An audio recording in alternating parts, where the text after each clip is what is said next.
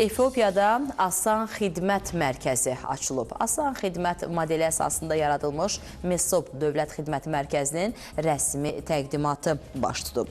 Əddis Əbəbə şəhərində yerləşən və 8 mərtəbədən ibarət olan MESOB mərkəzində pilot mərhələdə 20-yə yaxın dövlət qurumu və bir sıra özəl təşkilatlar tərəfindən ümumilikdə 120-dən çox xidmət təqdim olunur.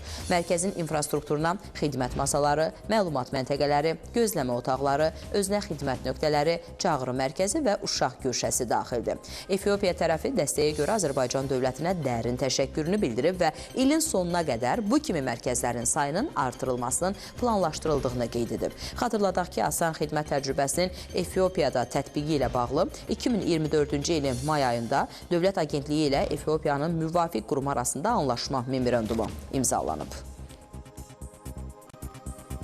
Bugün Azərbaycanın Asan brendi 30 ölkə tərəfindən tədqiq edilir, öyrənilir. Efiopiya isə 5-ci ölkədir ki, artıq tamamilə Asan Xidmət Mərkəzini öz ölkəsində tətbiq etməyə başladı. Bu, Efiopiyada ilk mərkəzdir, lakin Efiopiyanın 130 milyona yaxın əhalisi var və Efiopiya hökumətinin qərarına əsasən gələcək illərdə 100-ə yaxın Asan modeli əsasında mərkəzlər qurulacaqdır.